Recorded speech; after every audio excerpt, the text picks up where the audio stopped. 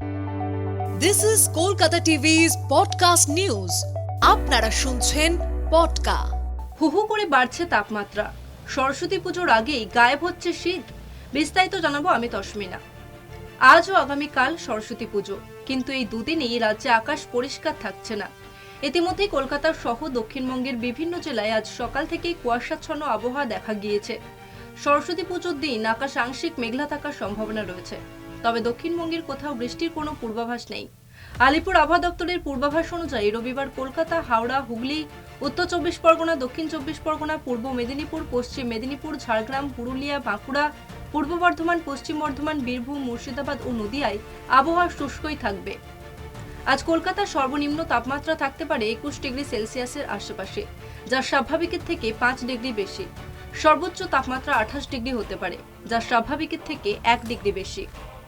সকালে মাঝারি কুয়াশা থাকলেও বেলা বাড়ার সঙ্গে সঙ্গে আকাশ পরিষ্কার হবে। এদিকে উত্তরবঙ্গের জেলাগুলিতে আজ আবহাওয়া শুষ্ক থাকবে। দার্জিলিং, জলপাইগুড়ি, কালিম্পং, আলিপুরদুয়ার, কোচবিহার, উত্তর দিনাজপুর, দক্ষিণ দিনাজপুর ও মালদার কোথাও বৃষ্টি হওয়ার সম্ভাবনা নেই। পাশাপাশি উত্তরবঙ্গের পাহাড়ি জেলাগুলিতে আজ তুষারপাতের সম্ভাবনাও নেই বলে জানিয়েছে আবহাওয়া দপ্তর। হাওয়া অফিস জানিয়েছে সোমবার দক্ষিণবঙ্গের আবহাওয়া শুষ্ক থাকবে।